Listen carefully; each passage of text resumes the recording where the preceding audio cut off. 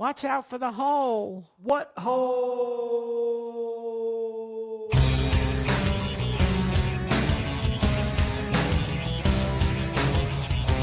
out for the portable hole. Rock out to the portable hole.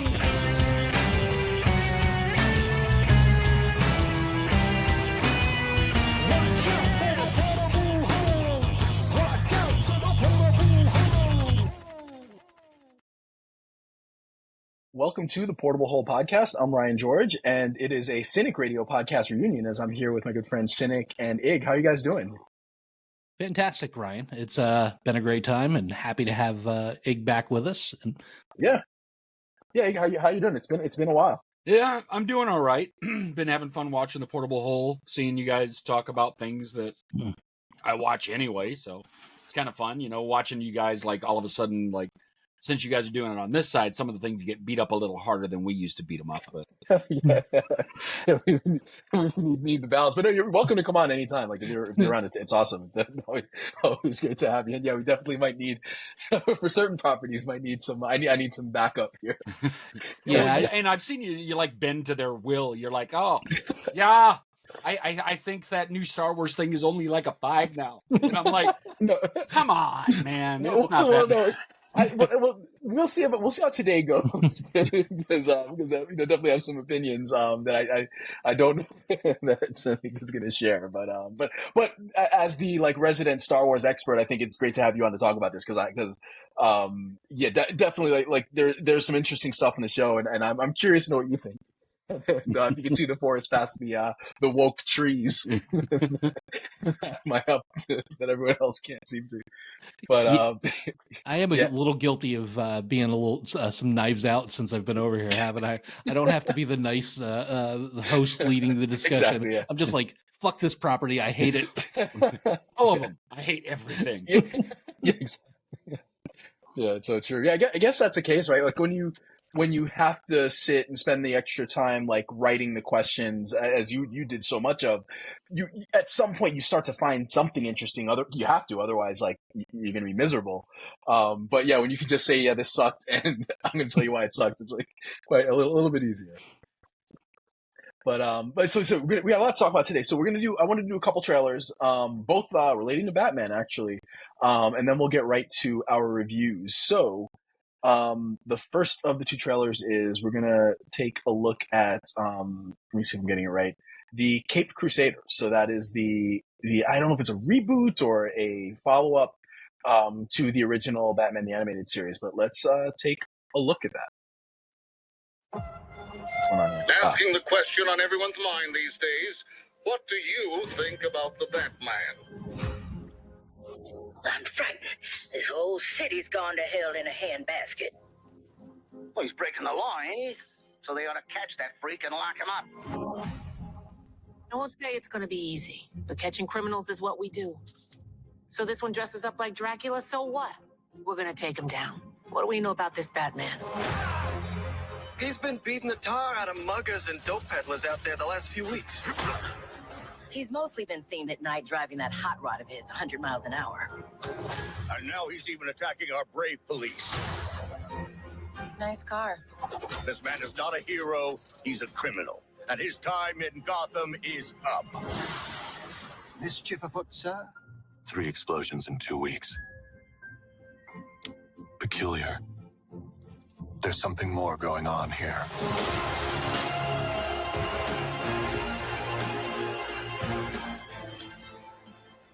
Too much. He's an itch that needs to get scratched. The Kings don't run this court anymore. The Jester does. Bang! Look out! We could be looking at An all-out gang war on the streets of Gotham. This is a losing battle. 100 other monsters will show up to replace anyone you take down. Probably. But now they'll all know I'm coming for them.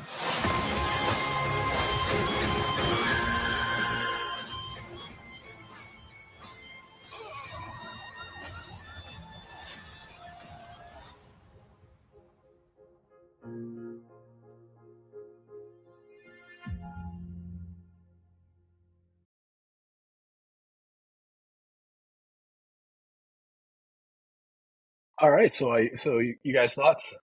Yeah, it's the Batman, see? 21 Skidoo. Yeah, I mean, it looks like more origin Batman, like Yeah. police don't know who Yeah. he is. Looks earlier than the other animated stuff. Yeah.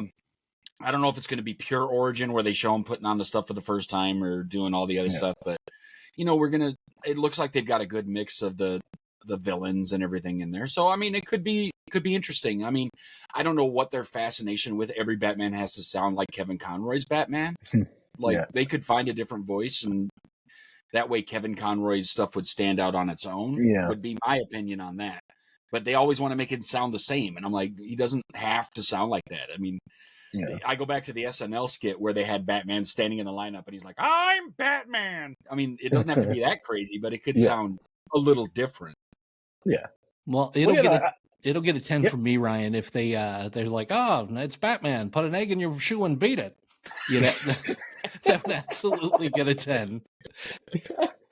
So I'm probably a little bit high. Like, I really like that trailer. It's the first time I've seen it. I do like that we're getting kind of vigilante Batman that's not working with the police. I always love that kind of aspect of the character where he's kind of fighting on two fronts, right? He's trying to do good, but he also he is doing things that are actively illegal. So he's also got to deal with the cops.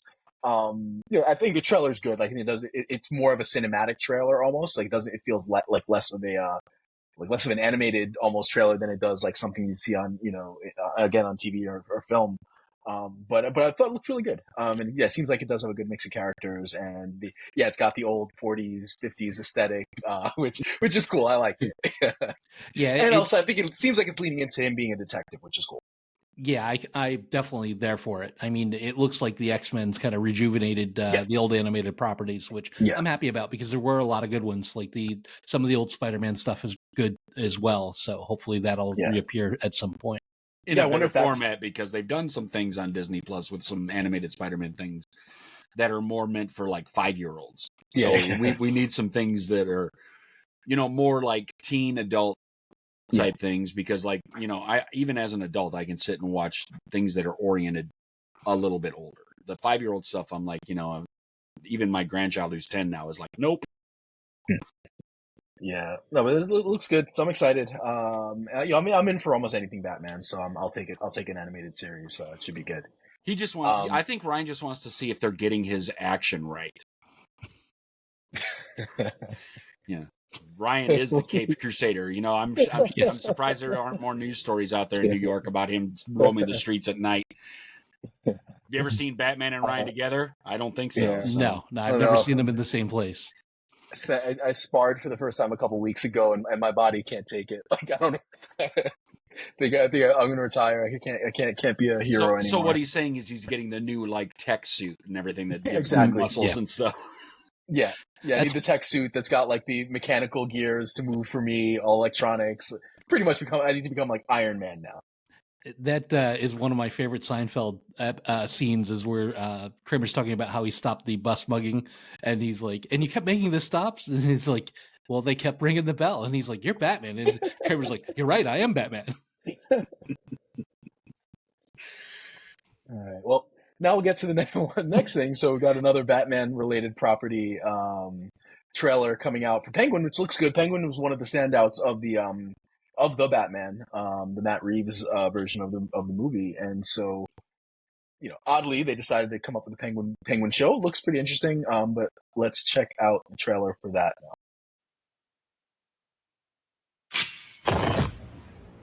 I'll be calling the shots.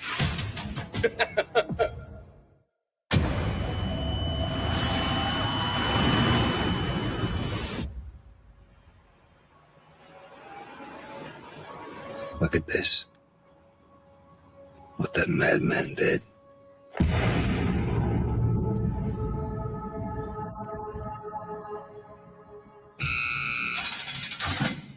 Listen, Sal. Carmine Falcone's dead. And I'm here now. I'll be calling the shots.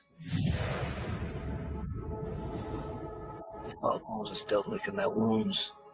They're distracted. The business will be ripe for the taking. My father's been dead a week. You want to take what's mine? I'm the daughter of the Falcon Don, but he's dead. The family thinks I'm broken. I'm not broken. You and me, kid. We gotta take whatever we decide is ours. Because no one's gonna give it to us. We're not without a fight. Penguin, you work for the family. You will do as you're told. I refuse to let these old men push me aside again. So I'm gonna take from them now. And I'm gonna force them to their knees. What is it you're really after, Oz? We're gonna tear down the Empire from the inside out. You know, Oz, people underestimate you, but not me. I've always known you were capable of more.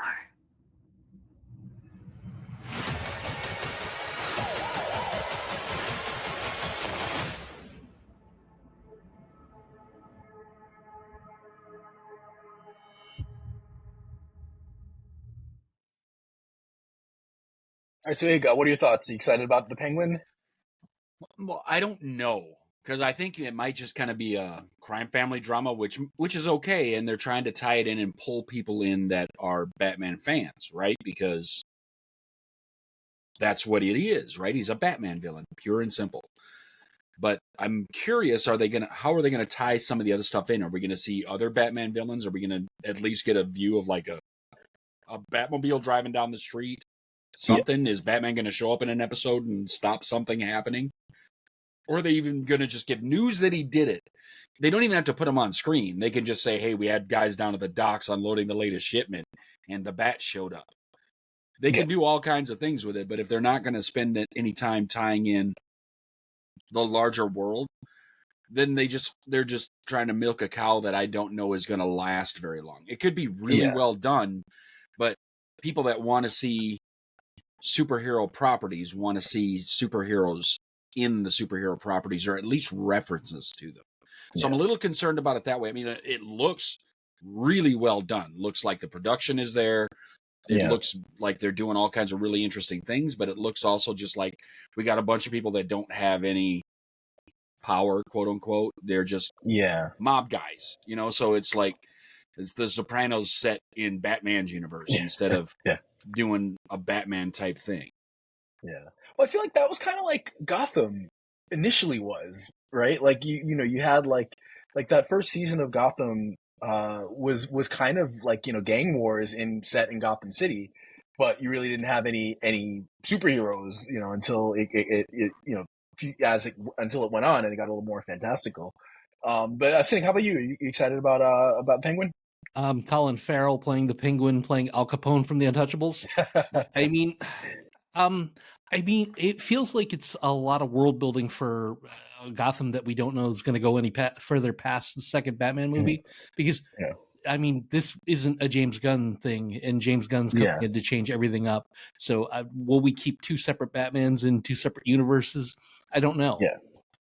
I just don't know how necessary this is. I mean, I'll watch anything superhero. I watched Gotham for quite a bit of time. I'll give anything a shot because, I want to see those little nuggets of little popcorn kernels of Batman around. So, anything we can get there, I'd be happy. But just looking over the cast list, because I love Clancy Brown. Give me some Clancy Brown 10 days a week.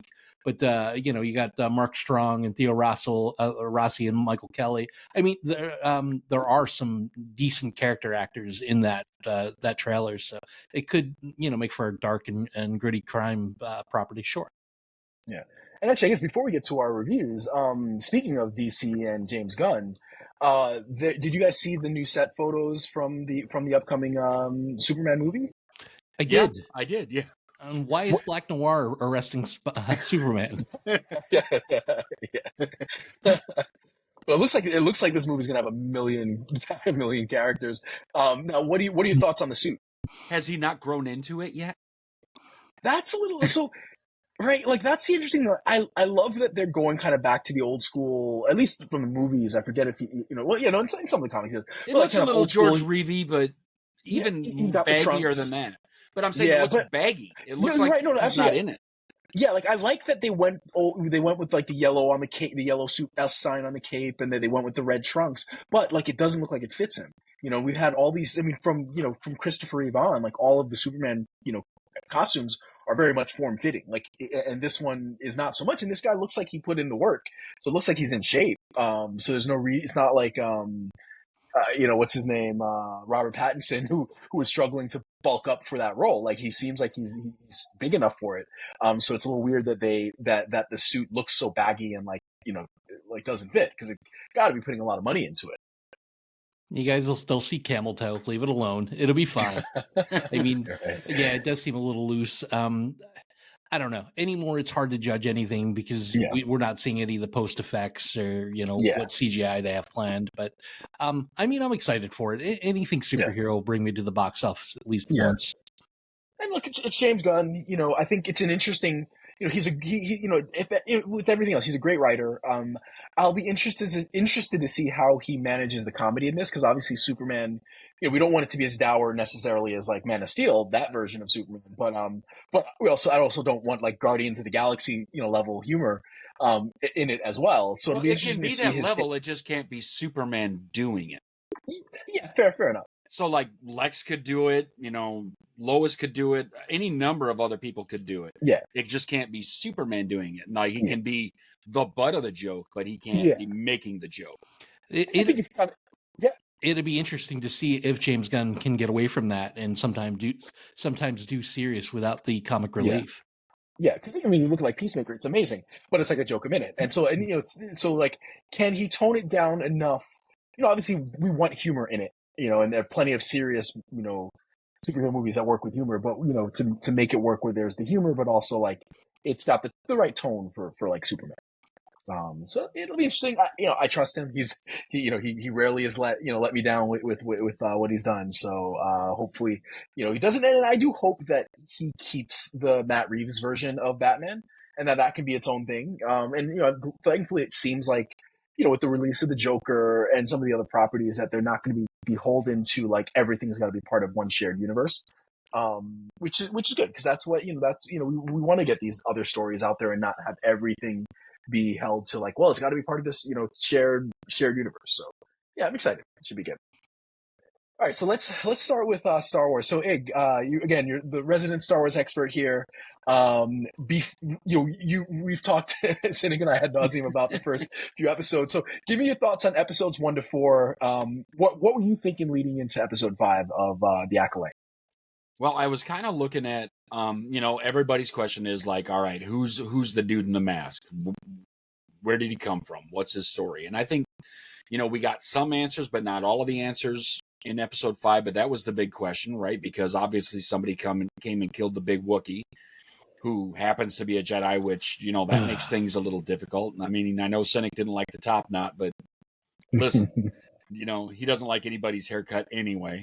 He teases me for mine all the time, so it's fine. But he's obviously capable, because he's done some things. He's trained a person, so like, who is he? I was watching all the backlash through the first 4 episodes and everything, and all the backlash to me didn't seem like it was centered on the show as much as it was the showrunner running their mouth during press interviews. Because watching the show, the things that people are upset about, the whole go woke thing, I'm not feeling it. I'm not seeing it. I'm not saying that the first 4 episodes were the best Star Wars ever written. There was some holes in it, and there were some problems in it. Like the witches living in their coven. Like, we could have done just a line of where they came from or something, because one of them looks like a Night Sister, right? So is that where it comes from? And they just kind of branched off into their own thing. One line would have fixed all that. And sometimes I think that they don't think that way. They're like, we can just put it and let people guess. Except Star Wars people don't like to guess. We like to have facts and news and things like that. But they weren't as bad as like the review bombing that was coming through, giving everything 2 and less stars. It wasn't anywhere near that bad. I would probably averaged about 6.5, 7 on the first 4. Probably an 8 on episode 4, but episode 5, I'm like a 9.95.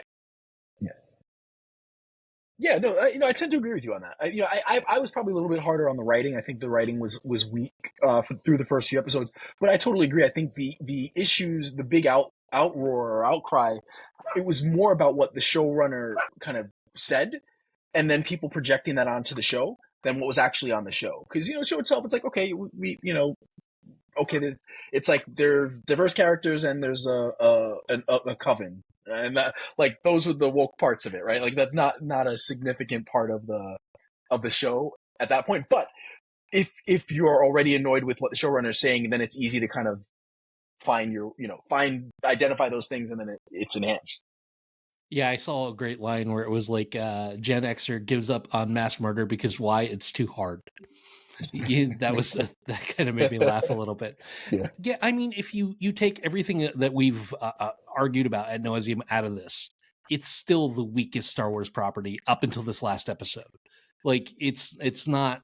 The writing wasn't great. Like, they gave us a little bit, but they, like IG said, they could have done a little bit of fan service and just let us know where the coven was from, and people probably would have been a little more happy and a little more accepting of that.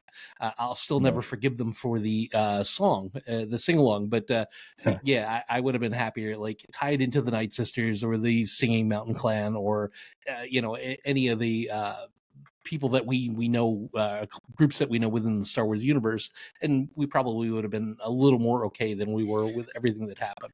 That Star Wars Resistance show, by the way, would like to have a talk with you about worst property.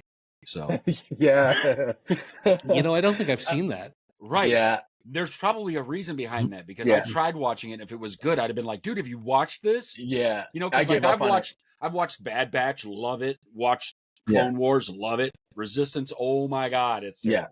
Isn't that super kid oriented? Yeah, it is. But it looked like something out of Nintendo Wii. Yeah, that's why I didn't watch it. Yeah. But if it was good, if it was well done, because like they've done, Tales of the Jedi and Tales of the Empire and stuff like that, those are really well done. They're interesting. They're fun. So they can do animated things that draw in the standard Star Wars fan. But then, like I heard Ryan say, the writing was poor. Well, I'm like, I'd like to refer you to George Lucas, whose writing is atrocious.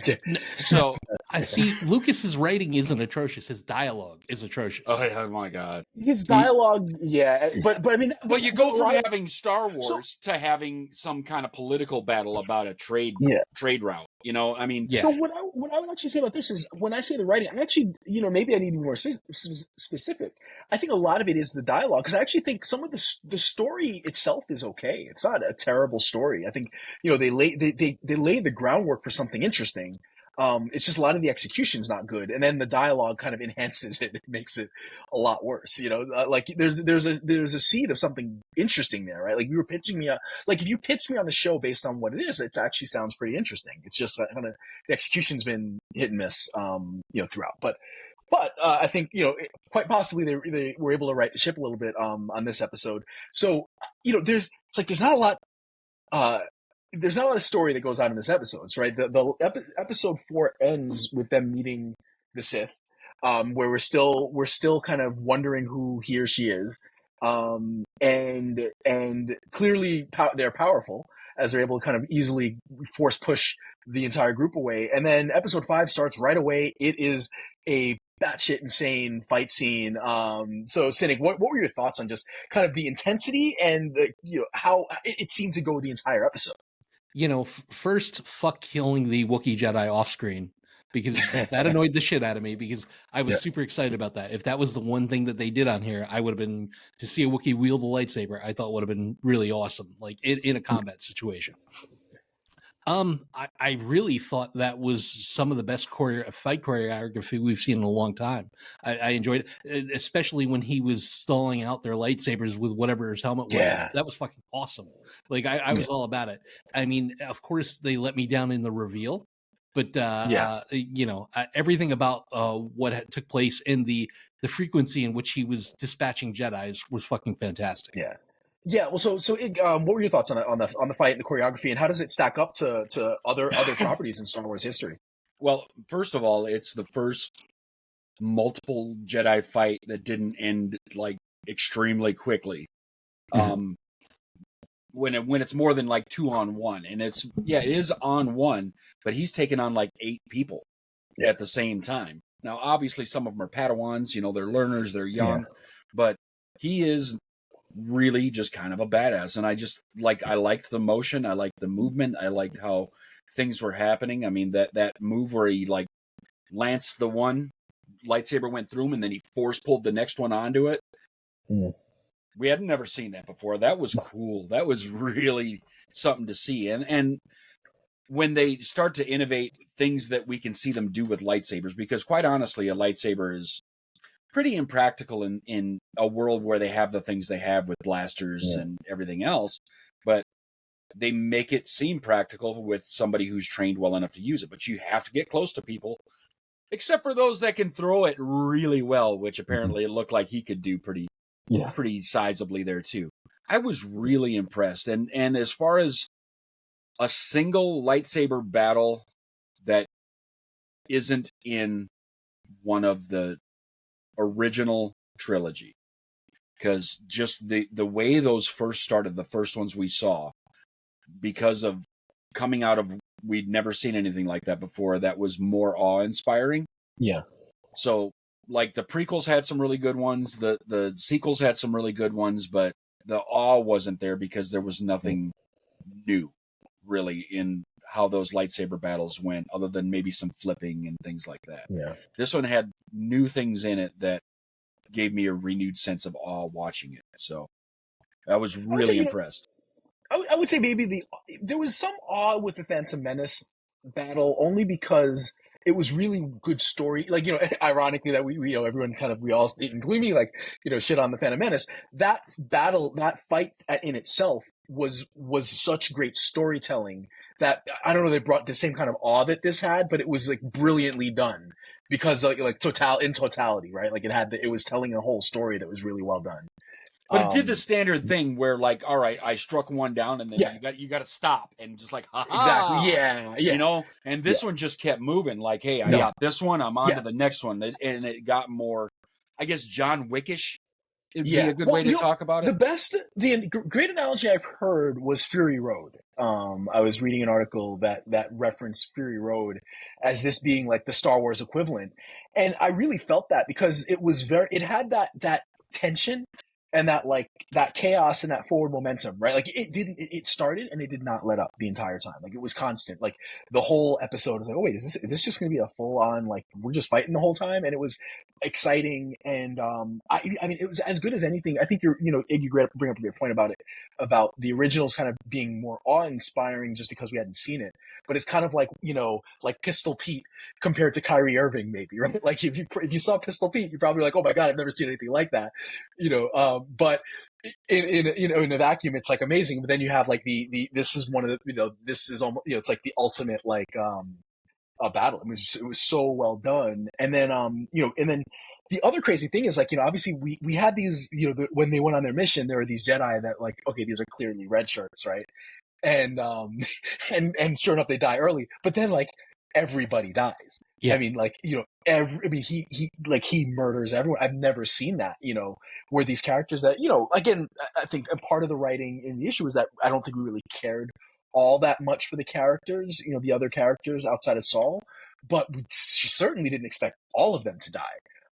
Even though we should have gotten that hint in episode 1 that, like, no, everyone's fair game in this. But Cinik, what were your thoughts on that? Just that, like, were you as shocked as I was that everyone was taken out? Well, it was a bunch of characters I didn't like anyway, but at least they lasted longer than the bunch of hoopleheads that Mace Windu took with him over to capture the Empire. I mean, they did put up a fight. The one thing I did love about that sequence was when they started yelling civilian back to the ship. You got the sense that Yord was truly scared. Like, he wasn't just taking her back to the ship. He was getting the hell out of Dodge. And I really did love that about the scene, because watching your friends die in that manner, no matter how trained of a swordsman you are, no matter how great of a Jedi you are, has to be just unnerving. And, you know, you saw that in him. And even though he wasn't my favorite character, like, that was a really cool aspect of that fight. But I was sitting there the whole time like, this is all we need. This is all we wanted. Like, you could have done anything else, but just give us some of this. Like, don't make us wait 5 episodes in before you give it. We could have had some like real interesting and fun combat that didn't involve ninja like tactics, and people would have been pacified. If you could do this, why not do it? Well, it's like Ryan brought up before the Phantom Menace, right? Darth Maul coming speeding in on the speeder and having just a short little battle with Qui-Gon on Tatooine gave us just that taste, kept us interested in what's going on, right? So it's that kind of thing. Like, and all we'd had so far was May doing her little stuff with her knives, and trying to grab a lightsaber but not really getting one. And come on, like now the first one was really well done. I will give it that. The one against Trinity from the Matrix. I was going to ask you that. I was going to say that because that was pretty well done. It was really well done. But then when they kept doing that kind of thing, and I'm like, okay, let's move a little bit past that and try something else. Because why are we continuing the same thing? Especially when she was trying to do that guy that was force meditating with some force field around him. I'm like, how many times are you going to punch a wall anywhere in the world and then realize that you can't get through that wall and just keep trying to punch it? Yeah. We did like 160 some odd episodes.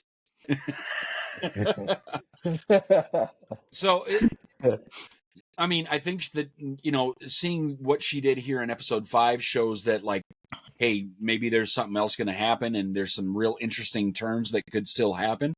Yeah. But that's where you talk about some of the lazy writing. Yeah, I'm like, can we give some more intrigue and other things? Like, if she'd have gone straight to I'm going to poison him, I'd have bought that 100% better. But it's just one of those things where, like, we've seen that she has training. May can do things. She can get things done. But and when she just keeps like doing the same thing, it's like, is it a routine that you've practiced and you can only do this one thing? Yeah. So that was a little annoying. Yeah, and that's a fair point. I think, if we had gotten this maybe episode 2 or even episode 3, I think that would have placated a lot of people, because it's like, okay, because now it's like we're halfway through the show and it's finally getting interesting. And so it's like, now we got to start to, stick the landing. So it's like a little bit late to have the excitement come, into this. And I think if they had done this earlier, it might have, solved a lot of the issues that people have with the show. So it is revealed that the Sith, Darth Teeth, whatever the Sith's name is Khmer or Manny Jacinto from The Good Place. Who, to be fair, like when we first saw him, I couldn't stop thinking, oh my God, this guy, it's Jason from The Good Place. However, like this by the end of this, I was not thinking he was, from The Good Place. It was like, oh my God, this guy's a badass. But so I will give my opinion. I'll let you guys answer. I was hoping actually that it was one of the mothers. The Zabrak. Yeah. Like initially, I remember texting Cinik too. I was like, I'm going to be pissed if it's her. But then as I thought about it, like it made sense, right? Like she would want revenge for what the Jedi did and would send May on this mission, because we still don't understand why May is on this mission unless like the Jedi did do something really wrong.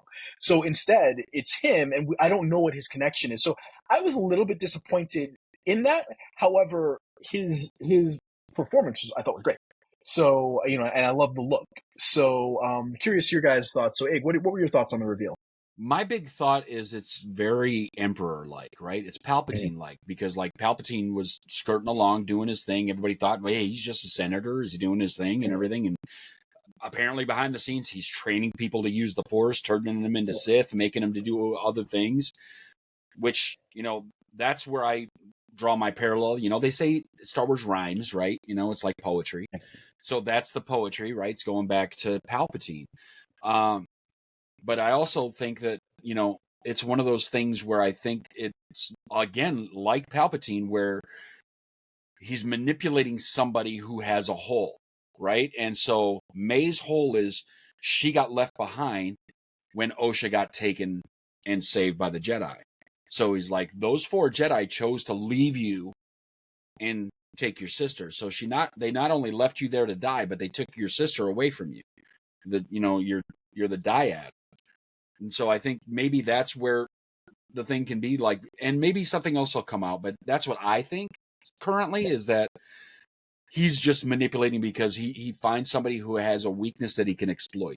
So Yeah. And that would be the weakness, right? The Jedi left you there, took your sister, didn't care if you died because you wanted to be a witch, and they were fine with you just dying then.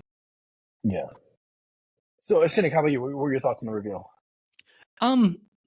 I, like you, thought it was the mom. They even planted that seed saying my mom could get into Jedi's heads like that. Yeah. So I still think that she's responsible. I think that there's going to be a person behind the curtain. So I don't think we're done with their lineage at all. I think it's still going to pop back up. But I mean, he's a strong character. I'll give him that. Yeah. Like, even after the reveal, and despite being disappointed, I was impressed with the skill set that they gave him. Yeah. So, okay, so basically episode ends, May and Osha have a confrontation. Eventually they separate again, and it is revealed in the end that May is disguised herself as Osha and is with Saul, and that Darth Teeth finds a downed Osha and seems to, places a blanket over her or whatever over her, and seems to have in mind maybe that he can take her in. So what were your thoughts on that twist? And then the final thoughts on the episode. I hated it. I mean, I didn't. I thought it was terrible that they had the same haircut to begin with, but she just went ahead and flow beat her hair with a lightsaber, and it's exactly the same as May's. Like, I don't know, man. I don't know where this series is going. They gave us one good thing to talk about, which I'll probably go back and actually rewatch that episode because the action was so good. I don't know where it's headed. I hope that we get a little bit more than what we got. Maybe Saul comes back and kind of, oh, he died, didn't he? No, Saul's good. No, that's right. Yeah, Saul comes back and kind of redeems himself against Dark Teeth, and we get a little bit more of what made this episode fun. And I don't know. I mean, we'll stay away from the video for now, but I think at some point we do need to unpack that. Yeah. The video? Yeah. Oh, The song that she did. Yeah, we maybe we should watch that one of these days. Yeah, right. Now, I didn't think it was as bad. Like, I mean, all right, but it's one of those things where, that's the hairstyle they knew, and they wanted to keep a part of their old selves, and one just grew theirs longer, and then cut it short. But the part I didn't get, and they showed a hint of it with the tracker, knowing that that's not the right person. Yeah. How does a Jedi that can sense people's things not know the difference immediately? He would have picked it up immediately. So I'm waiting for them to, like, the way they turn that around is like they get somewhere and then they're like, okay, hey, just let's go in here. And then they just lock the door behind her and like, aha, we knew it was you. Yeah. We got you. Maybe something like that, and then get information about Darth Teeth and work it out that way. And maybe they didn't call him Darth Teeth yet because maybe the Darth thing comes along later. Yeah. Maybe, I don't know. Maybe it's an offset Sith or something where they aren't, the two thing, and they're just trying to do whatever. But I didn't think it was as bad as all that, because they showed at least someone on that ship knows that's not the right person. Yeah. I have a hard time believing it wouldn't be one of the Jedi, although maybe it's because they just went through watching all their buddies die. Their mind is somewhere else. Yeah. I mean, anybody who's been through anything traumatic, even a car accident, like you've got to understand that, Cinik, right? When you had your big car accident, like, how clear was your mind for the next day or two? Honestly. Yeah. No, I agree. There's probably some post-traumatic stress going on there, and we'll work through it. But I definitely think he would have knew. So hopefully it's revealed that he does know. Yeah, I would say if he does not find out, that would be problematic, right? Like, if at some point he doesn't realize it for himself, then that's an issue.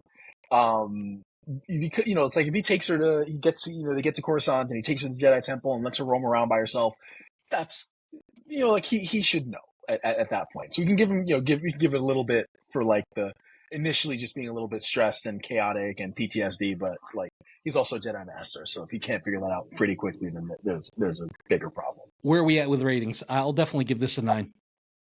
Yeah, I would give it about an 8.5. I think it doesn't quite stick the landing just because of the the ending was a little bit like, okay, all right, so we pulled the swap But otherwise, I mean, I gotta give it a 9. It was the action was so good. It's as good as like almost anything. Well, and I'd give it a 9 or a 9.5 because, understanding this is episodic and it's not, this is it, and we got to wait for the next movie in 3 years. We get the next episode next week. Yeah. So it's one of those things where, as a self-contained episode, is everything perfect? There's very few things on any episodic thing that every moment in it is perfect. That's why it's not a 10, though. So I'd give it like a 9.5. Well, it's kind of like we were talking about, Ryan, how The Bear has set the bar so high. This has set the bar so low that this is definitely a 9. All right. So let's get to something that let's see. We'll get to we'll talk about The Boys. So they had The Boys episode 4. So 5 just came out today, but we'll talk about that next week. But episode 4, and my dog is going a little crazy, was chaotic. So we'll take it bit by bit. We'll take it bit by bit. So let's start with storyline by storyline. So Homelander, Homelander has the best storyline, and like Cinik, does Anthony Starr deserve an Emmy now? Like, should we just give it to him? He'll never get it. I honestly don't think he will because of the role that he's portraying. But yes, he 100% does. I mean, at least a nomination, right? Yeah. Oh yeah, absolutely a nomination. He'll get the nomination. I just don't think they'll give him the award, and he deserves it. Like he's over the last couple seasons absolutely killed this. Well, they might just wait for season 5 and give him a last season award kind of thing. I mean, they've done that in a lot of other properties that are similar, where they, if they do it every year, give it to something that's not a serious show, then they get looked at like, oh, we're giving it to superhero stuff now. But if you give it to them when what's known to be their last season, then it's like, hey, they did a good job for 5 years. We're giving it to them once. Oh, and by the way, real quick, can we stop with the half a season bullshit? Like they're coming back. Either do a season or do 1 season or do 2. Stop with the half of. You're on cable, so it's not like we're doing this for ratings purposes or advertising purposes. Not on cable, on streaming. Yeah, that's what I mean. You're not even on cable. You're streaming, for fuck's sake. Stop with the half a season. I hate that. Yeah. Well, so the Homelander. So he ends up visiting the Vought lab where he was experimented on as a child. And it was one of the most brutal scenes. I think one of the things with Homelander is every time he's in a scene, they do such a great job of building tension. Ig, were you on the edge of your seat, afraid of what he was going to do and how he was going to exact his revenge? From the moment he walked into the room, he's like, I brought a Fudgy the Whale. I brought a treat. Let's everybody have some. While I plot my demise for each and every one of you. But let me ask you real quick, Egg. Was it that his intent when he walked through that door? I think some of it might have been. I think some of the people that were there that did things to him, maybe. Like how about you, Ryan? Was it his intent? It's weird because I feel like I don't know if the show's trying to humanize him or not. It's hard to say what the goal is of the show and how we're supposed to perceive his actions. I think that he craves adoration, right? And he needs approval. And I think he went in there with it in mind that he was going to do something. But I feel like there was something they could have done to change his mind. They just didn't know.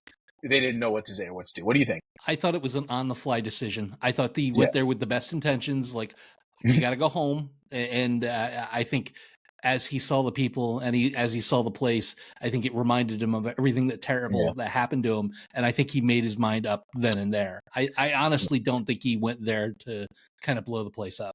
I would believe that if he hadn't shut off all the cameras and did everything else he was going in. Yeah. To mask his entrance and stuff like that. Yeah.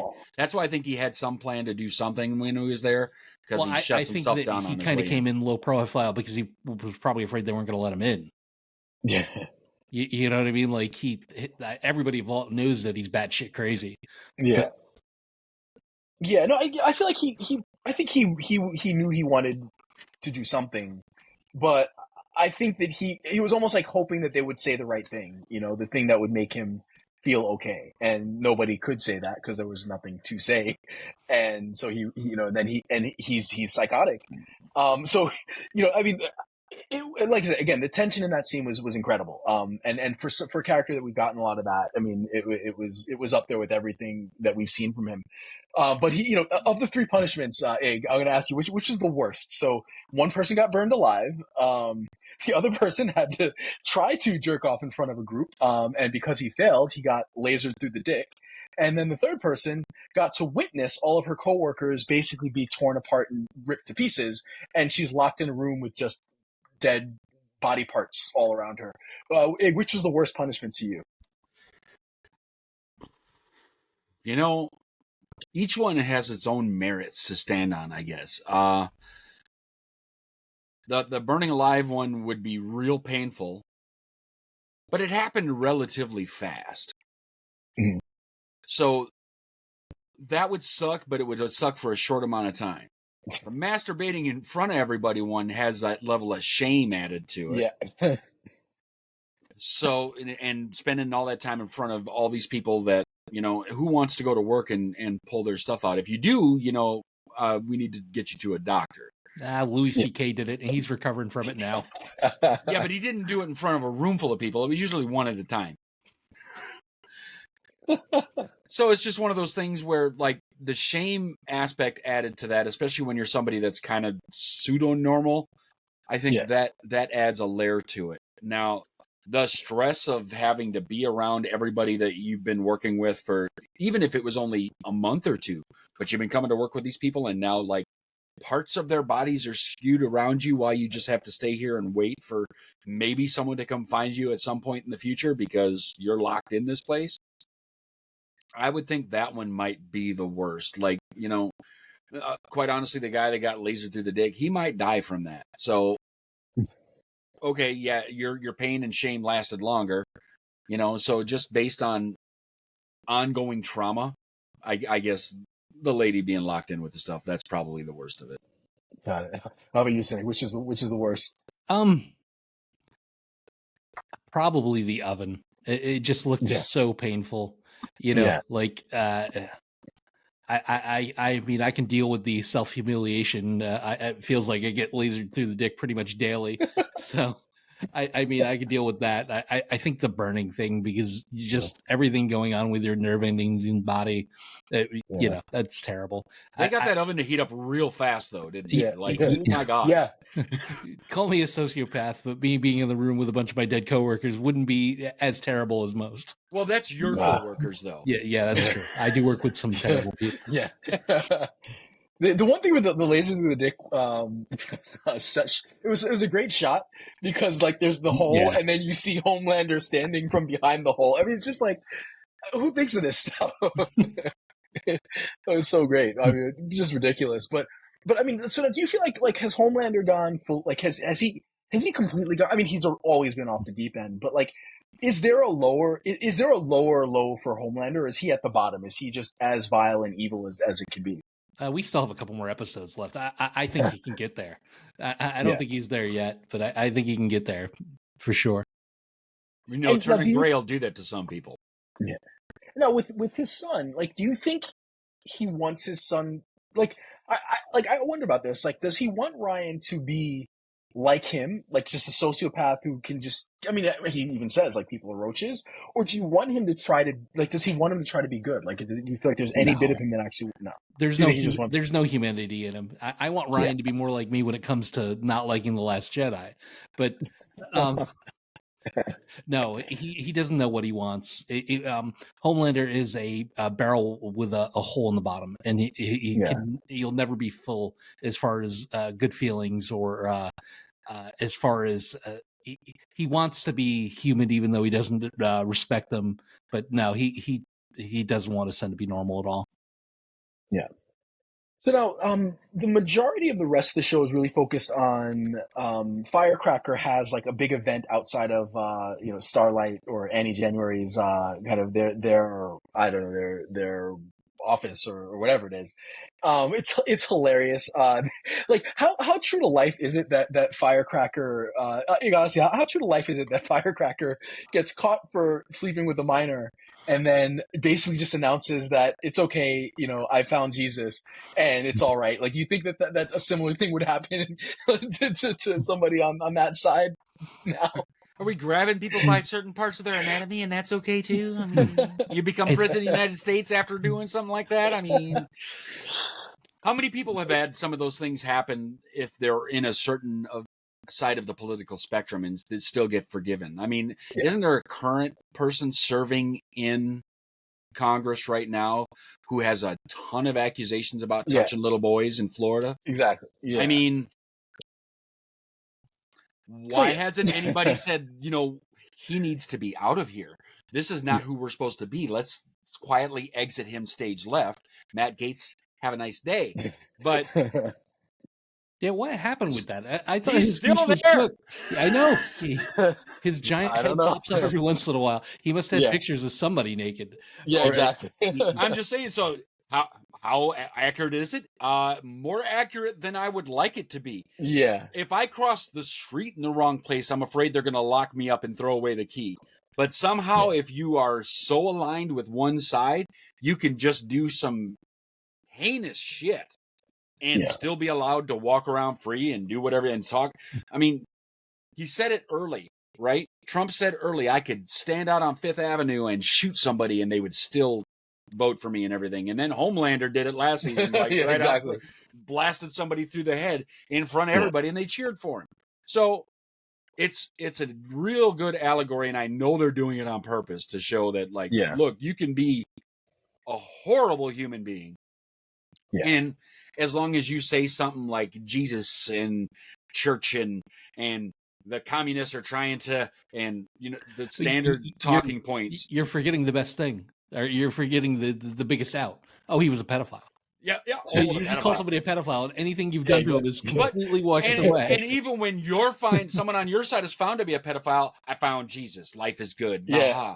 So the pedophile only works against the other side for some reason. And when they say, silent majority, the silent majority has to be the other side now because they're allowed to walk around us without someone just lashing out and beating the tar out of people that do those things in front of God and everybody.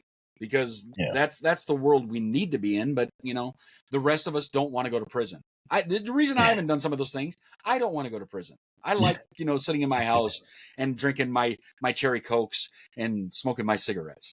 So I don't go do those things because I don't want to go to prison. Now, if I could do those things and do it like Trump and stand out on Fifth Avenue and shoot somebody and they would cheer for me, I might take advantage of some of that stuff. But I would take advantage of it in a completely different way. I wouldn't turn into a pedophile or start doing terrible things or run some crazy right-wing podcast that, like, I've got everybody watching, and I'm setting it up outside of a place that's just trying to help kids recover from bad situations. Yeah, no, exactly. That's crazy. So that story kind of where it ends up in chaos. There's a massive fight. Starlight beats the hell out of her, and strangely, then Butcher ends up in a confrontation with what's the Mr. Fantastic guy's name? Ezekiel, the church guy. Ezekiel, that's right. Yeah. Ezekiel. And it seems like, so where do you guys think this is going? So it seems like Butcher has a parasite that clearly is able to escape and destroy people. So, like, Cinik, do you think that this parasite is now his actual superpower? Like, does he have a power and he's not going to die? Or do you think he's still dying? He just happens to have, some powers while he's kicking the bucket. Yeah, I think the V that he took probably did give him some powers, but didn't heal what he has going on. So we're going to be dealing with a permanently superpowered Butcher for the rest of the time that he's around. Yeah, which is interesting. And now I'm wondering now is Becca, is that the parasite? Like what he's seeing is that, do you think that's the parasite, or do you think that's he's just having his hallucination separate? Well, I think it's symptomatic of the brain cancer that he has, the lesion or whatever. Yeah. Yeah. So now there's a couple other storylines going on here. And so I guess, Ig, what are your thoughts on, so we've got the storyline with Huey and his dad who seems to be dying. And he's kind of got a side mission to get some compound V for him. There's a story with Kimiko, and dealing with her past. And then we've got, Frenchie, who also is dealing with his relationship and having murdered his boyfriend's family. And, I'm finding that, like, as much as I initially was kind of glad that, like, everybody's kind of getting their stories, I just don't seem to care as much because I, like, the story of this thing is Homelander and the boys trying to stop him. And so I found that, like, I'm just not as interested. Do you have that same feeling? Like, are those storylines kind of 100%? I have that same feeling because it's like some of the stuff I'm okay with them putting in, but they're doing like, half of an episode on some of the stuff. And I'm like, can't it just be snap, snap, bam, and that move on to the next thing? And like, gives them a reason to be upset or happy or angry or something. I'm okay with that. But when you spend multiple parts of multiple episodes, like dealing with some of this stuff, it's like, you're getting away from the meat. Like and I find myself sometimes looking at my phone or something when they start doing some of those things because it's dragging. And like a lot of the previous episodes and seasons, very little dragging in any of it. And I think maybe are they scrounging to try and fill an hour's worth of time each week? And so they're putting in some filler stuff.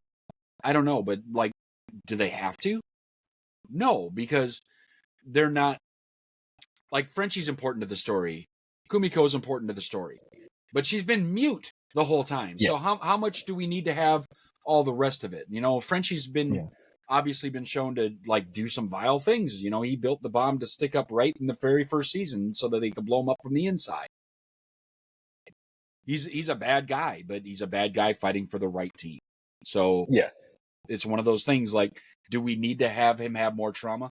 And this is one of those things where I think this show more than The Acolyte is trying to appease to crowds of like, look, we're bringing everybody into the fold. Look, he's clearly part of the LGBTQIA plus community, which is great, but that's not what the show is about. So why do we care? Right? Yeah. And I'm okay with whoever's gay, whoever's straight, whoever's trans, who cares? Right? If it's part of the show and it's integral to the show, great. Right? Because what was that show with Louis Anderson was acting as a female person, like somebody's mother through the whole show. Mm-hmm. Like that, you did really well in that show. And being trans was part of some of the stuff, right? Oh, Jeffrey guy from he was in the comedy series Arrested Development. Jeffrey Tambor did the trans show where he was a trans person through transparent, right? And that's center to the show. Then great, that belongs there. But we had 4 seasons of them not talking about it at all, and all of a sudden we're going to be like, okay, now we're going to shoehorn this in here in a way that's not building anything for the show to get better on. Yeah. So not that I care who is sleeping with who or anything, but like we haven't seen anything other than like maybe a couple of main character sex things or the orgies haven't. Well, I think that's part of it. Is I think that it would have been better. Like Kimiko and Frenchie have an interesting relationship, and exploring that dynamic would have been more interesting. Yeah, 100%. Than them having their side missions, which then takes away from like the larger story. So it's like it's weird because I get it and it's fine, but I'd rather almost like make it a side plot for like one episode or part of an episode, but to have it kind of being part of a subplot throughout the season. Just seems like it's like I just don't care because I want to see what else, all the other stuff, and the stuff with Homelander is so much more interesting, and the things with the boys trying to figure out how to kill him, and that the larger picture or bigger picture stuff is more interesting than the side plots. Like even with Huey, like and his dad, like I don't really care. Like it's like it seems like it's taking us away from like the interesting stuff. Do you agree, Cinik? Yeah, how about Simon Pegg getting paid for 5 episodes to lay in bed pretending that he's... I will say... the next episode, it's going to resolve a little bit. You know what? Yeah. I mean, yeah. Like I said, yeah. He was actually like incredible.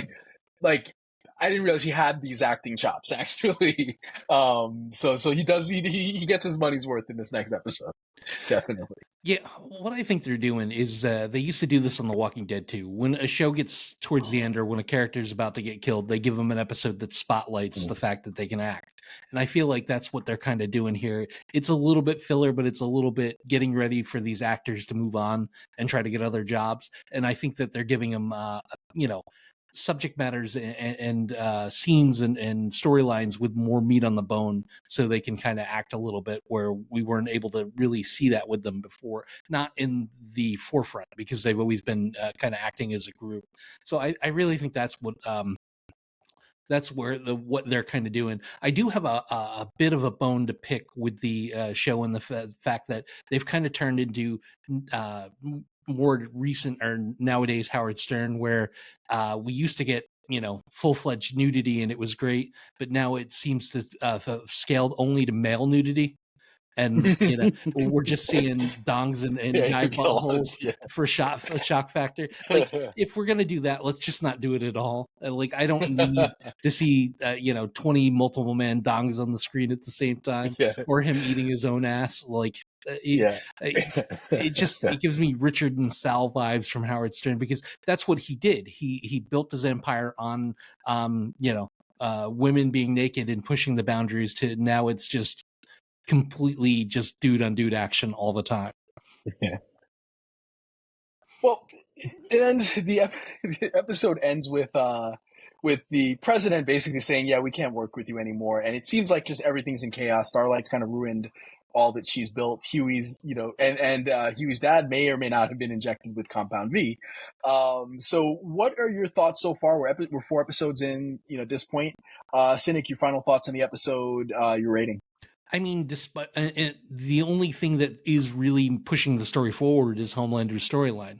The rest of it seems very much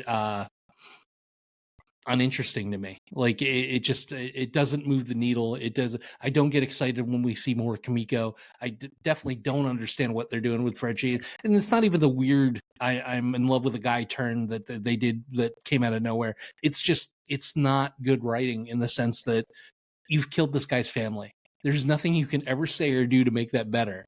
You can't love him enough to change the fact that you've done this. This is the one person you can't date, yet this is what we're doing.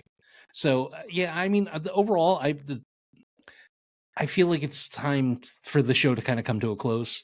I think that if this is their way of telling us we've done everything we can with these characters. So, I mean, the first 4 episodes have been okay. They've been decent. It's really turned into the Homelander and Butcher show, which I guess it's slightly always been. Yeah. And what's your rating? For the first 4 episodes, I'll give it a solid 7.5. 7.5. Yep. How about you, Ig? Yeah, I'm right there. Probably 7.5, maybe an 8 if we're just talking about the last episode, because there was enough in it that was interesting. Homelander going back to where he was, discovered how strong he actually is, back in Vought's lab, was crazy enough that I think it bumped me up probably to an 8 for that episode. But most of them have been about a 7.5. But with a strong outlook on the future. I think there's still plenty of things for them to happen, and the introduction of Firecracker this season and everything she's doing, and what are they calling her? Like, Sister Sage. Sister Sage, yep. Yeah, I think, her being smart and just saying things to Homelander, like, you don't want me around because I'm smarter than you and I'm going to tell you and you can't deal with that. And he's like, oh, yeah, I can. And he smiles, and every time she does it, you could see him, like, his eye twitch a little bit. He's like, oh, my God. Yeah. She's right, but I can't do anything because I already said that I could deal with it. I think there's some interesting things that are going to happen. I'm not sure Sister Sage is going to end on the side she's on, because I think that she's smart enough that she's going to notice that, like, this is probably the wrong side, and she's doing it right now because that's where the power is, but she's going to realize, the power corrupts thing, and probably try and move sides or give hints. I think she's going to be the key in the end of things on how the boys end up winning. However, that's why I think she was introduced now. But I'm still enjoying it. The Boys is a fun series. I like watching it, and the last episode probably an 8, first 4, 7.5, right with Cinik. Cool. Yeah, no, and I forgot the one person the one person who's got like their own side plots who I actually like is Sister Sage. I think she's great. She's a good character. I like the stuff with her and the Deep. I like that gross like lobotomy scene, which I didn't even bring up. It was pretty ridiculous. But no, she's been really interesting, and I think she's also interesting because she is like, she's the smartest person in the world, and she's clearly playing a long game that we don't even know. Like she's making these moves that we just don't know because she's playing like 4D chess. And we don't know what side she's on, and we don't know what the end game is for her, So I hope that they stick the landing with that character. Again, like this episode is a great line. There's a couple of great lines. But yeah, won't spoil that yet. But there's some really good stuff in episode 5. So but yeah, no, this I really like the episode. I think this was very much like, it's like it is the Homelander and Butcher show. But this episode gets like a 9 for me just based on the Homelander stuff. Like, you could have just cut everything else out and just give me that scene and in the Vought offices. It was so much tension. He's so crazy and borderline psychotic, but you still there's this little bit of empathy you feel for him.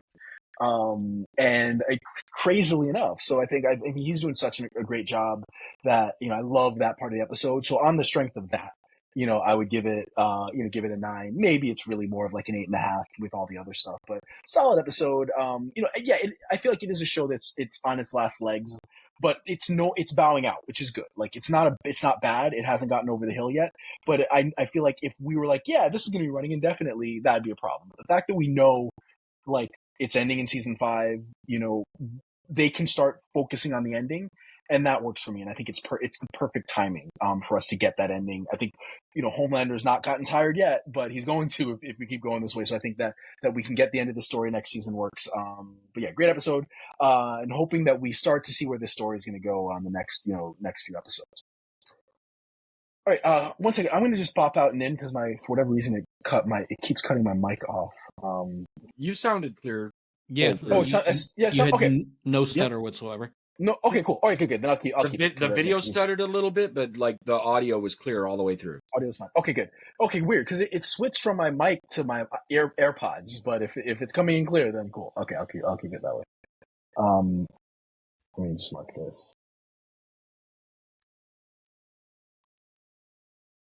Now you're muted.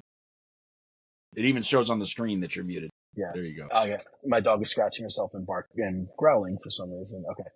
Yeah, right, so I generally don't mute when I do that. I just pretend that I'm doing something else. All right. So on to so it's season 2, episode 2 of House of the Dragon, Rhaenyra the Cruel. Yeah, I mean, episode 1 we all loved. How were you on episode 1? Were you it's kind of in line with where we were? Blood and cheese, baby. It was amazing. Yeah, that was great. So episode 1, episode 2 begins. We get this really kind of beautiful, funeral procession, to start the episode out.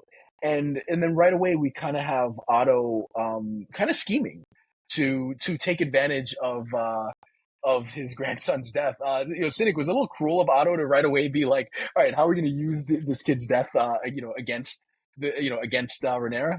Well, first off, I thought Randall was going to come by and lean on the carriage because I thought for sure that fucking body was going to fall out. Yeah, I mean, this is what the Hand of the King does, right? You've got to spin they're getting ready for war. They're trying to win the hearts and minds of all the houses that have yet to declare again for which side they're going to be on. So you got to make the currency with the dead child because it'll spend. Yeah. So how does Otto compare to Tywin Lannister as Hand of the King? I think he's much more devious, quite honestly. Really? Like, I think Tywin's goal in the whole thing was to, yes, make his family strong, but to just have the kingdom ruled the way it should be ruled. I think that's why he was so much more curt with Joffrey than he was, and I can't remember the younger kid's name, the second king. Joffrey's younger brother. Is it Tommen? That's it.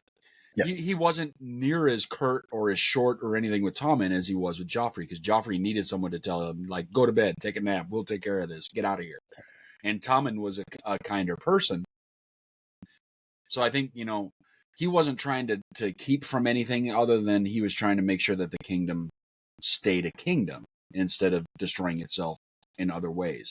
So I think one of the biggest reasons that they failed eventually is because Tyrion killed his dad, and that, like, he was like almost the only sane voice in that whole chamber at that point, because Cersei was losing her mind and everything, but like Otto is really trying to just pull everything apart, right? And he's more concerned about his family gaining strength than the realm maintaining some level of sanity and prosperity and things like that, because they're worried about, do we have enough goats to feed the dragons so that they can go fight? Do we have enough steel to go and build swords and things to do these other things?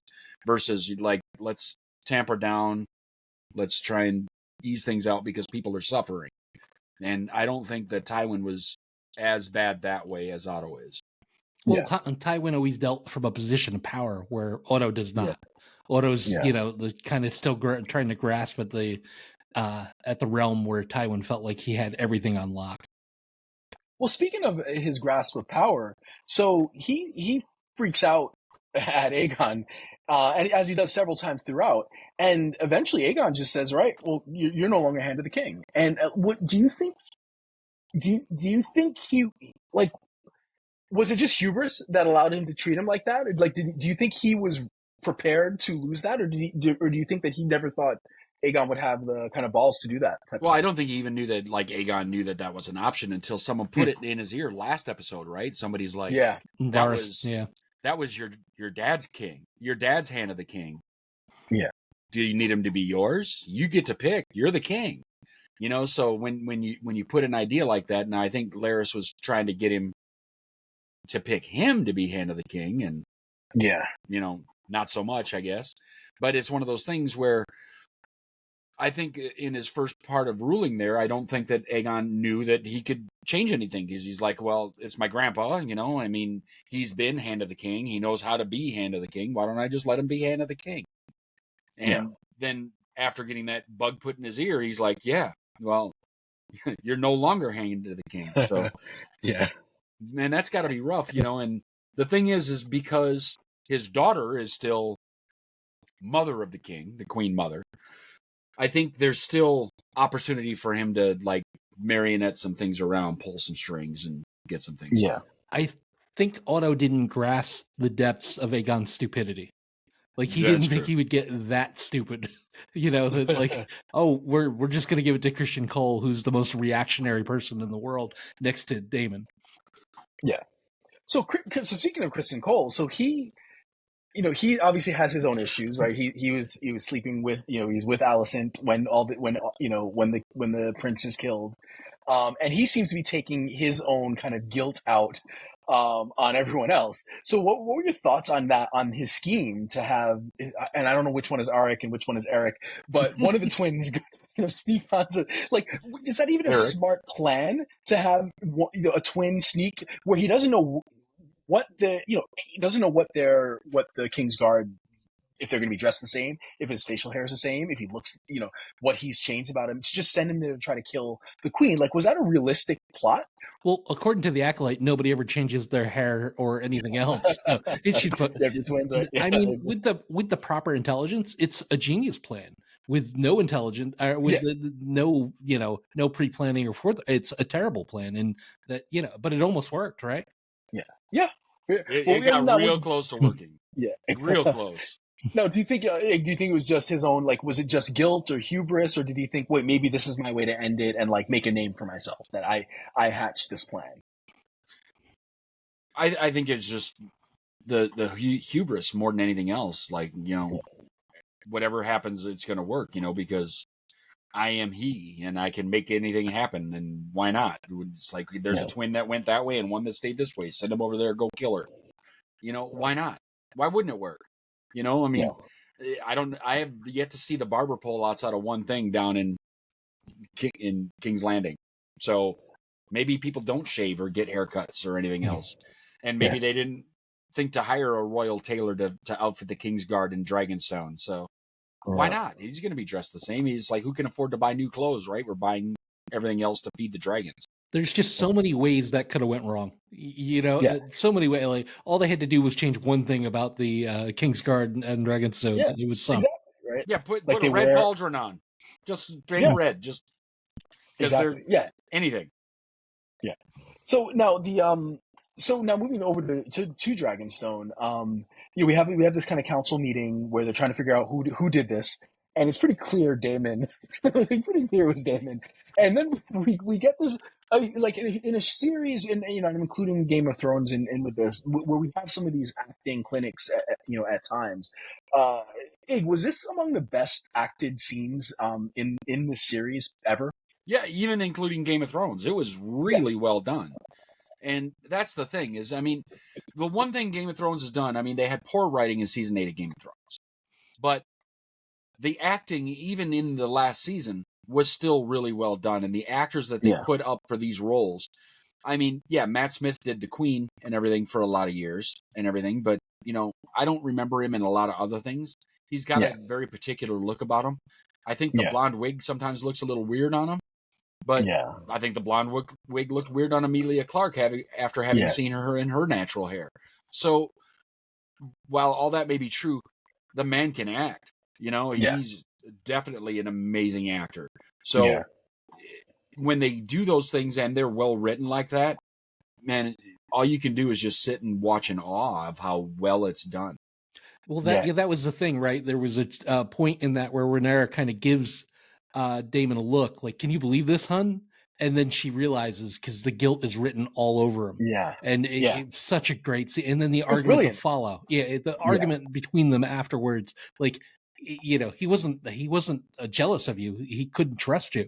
Yeah. Perfect. They couldn't have done it any better than they did. Yeah. Well, yeah, you bring, like, he was, his body language is brilliant in that scene because he just couldn't hide it. Mm-hmm. And then in that, and it was great because I think they both have been holding in a lot, right? Because like Rhaenyra, clearly Daemon wanted the throne, and the fact that he was passed over, there's got to be some tension there. And it seems like they both just exploded and let out all the things that they wanted to say that they probably held back from saying. Now, what do you make of Daemon's actions? Because he disappears by the end of this episode. Do you think that he's just gone? Is he going to try to win her trust back? Is he going to try to usurp her? Like, what do you think is going on in his head as he kind of leaves this argument? Well, I think it would be a fool's errand to usurp her in the middle of this. I think you do it afterwards. Just take her out hunting and throw her off the horse like he did the chick at the Vale. I think he's going to make it right to prove that that he's still Team Targaryen, and he'll show up in a huge way, probably taking the area around Harrenhal. Yeah, that would make sense. Like, I feel like he can't be. If he wanted to do something, he could do it right then and there.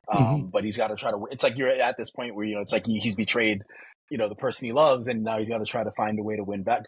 Not unlike what he did with his brother, right? He betrays his brother, disappears, and then comes back having defeated the crab feeder. So of course he ends up getting kicked out again pretty quickly. But I guess that's what it is.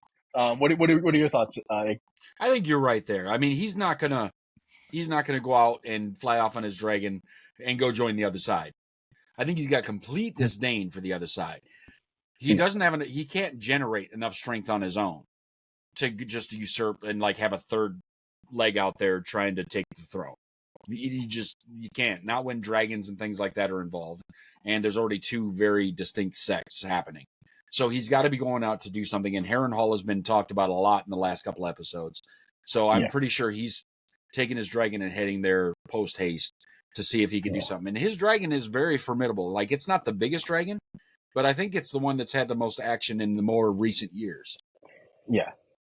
So we get to, basically, like, the big thing in this episode is that Eric ends up sneaking on and shockingly is able to make it all the way to Rhaenyra's bedchambers, intent on killing her. And at the last minute, his brother shows up, and they have this insane battle to the death. Cinik, what were your thoughts on that fight?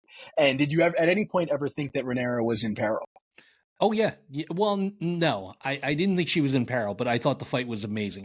I thought they upped the ante to the point where you could believe that she might have been in peril. They're obviously not going to kill her because she's that would be like killing Daenerys in season 4. It's just she's going to be there till the very end. But the plot itself, it worked despite everything that could have went wrong. The fight between them was great, and I'm going to admit it. Up until this point, I thought there was one person playing both roles. So upon further reading, I found out that it actually is a set of twin brothers, and it was a great fight and a tragic end. Yeah. So, was it as epic as it was made out to be? Kind of when we heard about this in the books. Not only was it epic, but when it was over and the last twin impaled himself on the sword, I'm not sure which one that was. And I'm still almost confused because it might have been like through that fight, the one that was already there with Rhaenyra died on the ground, and the other one stood up and realized that like maybe I made the wrong choice and killed himself then. It could have gone either way. So at this point, I'm still not 100% sure which one is which. Because, I mean, well, first of all, they're twins. So knowing which one is which is difficult to begin with. And when like one of the other guards was like, which one is which? I'd have just said, if I was Rhaenyra, I'd have been like, kill them both because we don't know. Because like, what if one wins and he's like, I'm here, your queen, and then just waits and kills her later, right? No, they both have to die because you can't guarantee which one is which. Yeah. So it's difficult, but like even after the one died and the other one killed himself on the sword, I wasn't sure because Game of Thrones has had a way of doing something where like all of a sudden somebody like sees the light and something is like, oh, I'll bend a knee now or do something. He could have switched sides right at that moment, but that was an amazing way to like put some real tension in the show. So it was really well done. How heartbreaking was that too, that they buried them together? It was just like, all of this is for nothing. If they could have just been on the same page, it really, really well done. Yeah, no, it was really well done. Like I read the book that this is all based on, and this lived up to everything. It was really, the choreography was great. I love that it was kind of a which one is which type of thing, but they never made it about like the other knights having to figure it out and kill them. And even that act of like, committing, seppuku or whatever, it's like, it's like, it could have been the one brother because, he killed because it could be this noble gesture by one basically in that like, look, I know that you can't trust either of us, whoever survives this. So let me just take my life so that you don't have to worry about that. Or it could be the other brother, seeing the light. And, that's what makes it really kind of heartbreaking, brutal, but just really well done and really well written. I think it was just the heartbreak of it was the Eric that was there that lived through it, and I think it was the heartbreak of killing his own brother that caused him to do it. Yeah, no, it was really well done, and like couldn't ask for more with that. Now one thing I skipped, it's like, of course, in a show where children are killed and twin brothers go to battle, what was the biggest gut punch for me was the dog looking up at his owner hanging, the rat catcher's dog, who got kicked last episode, just staring like sadly as his owner's hanging. That was the saddest moment in the show for me. I just wanted to. Yeah, he was kicked physically last episode and kicked emotionally this episode. The dog can't catch a break. Yeah. So I mean, look, great episode. Cinik, what were your final thoughts on the episode and your rating? We usually save 10 for like Battle of the Bastards and stuff like that, but I think just the acting alone was a 10 for me. Yeah, how about you, Rick? Seeing that they sewed that kid's head back on and running him through the streets and everything, I'm like, they're really just every detail that they put into the show is better than the last. They spend so much time. And like I think back to the original Game of Thrones and like the things that they would put into the dresses and the wardrobe and stuff that you can't see, right? It's too far out. You can't see it, but they put it there anyway. And they're doing it again. So they, it took a while to get this show off the ground and up and running and everything, but I'm glad it did because they put the right people, the best actors, good writing, and everything together to make it happen. Are they absolutely 100% true to the book? No. But were they true to the other ones? No. So it's okay, because some things just aren't going to translate to the show as well. I'm right there. I don't think I'm quite a 10. I'm a 9.5. The acting was a 10. There's a couple of things that, it just, sometimes when something is too heartbreaking, it's hard to give it a 10, and so it's one of those things like, we're just going to kill all the rat catchers. Okay, well, now the people here are pissed off. Oh, and by the way, if we're going to do nudity, or if we're going to do sex scenes and not show nudity, don't do the sex scenes.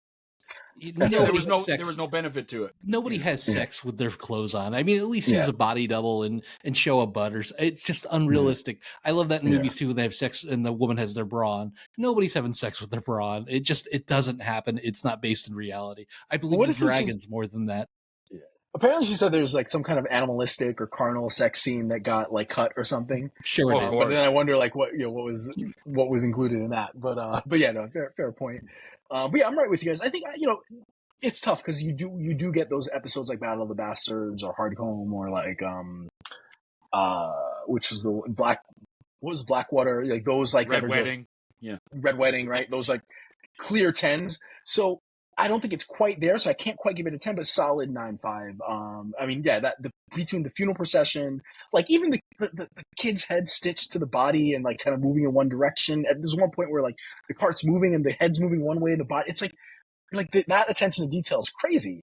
But you have this, just a couple of them, because even the scene with Otto and Aegon is an amazingly acted scene, and you have the scene with Rhaenyra and Daemon is incredible. You have this insane fight that's just brutal and heartbreaking, and like I said, even that little moment with the dog, like it all works. So maybe not quite a 10, but that's only because like Game of Thrones did give us some of those 10 episodes, and I'm assuming we're gonna get something like that as this show goes on. But again, like House of the Dragon is knocking it out of the park. It's crazy that I think there was this point where Game of Thrones is the biggest thing in the world, and then season 8 left such a bad taste in people's mouths that like it kind of dropped off of like the the cultural landscape.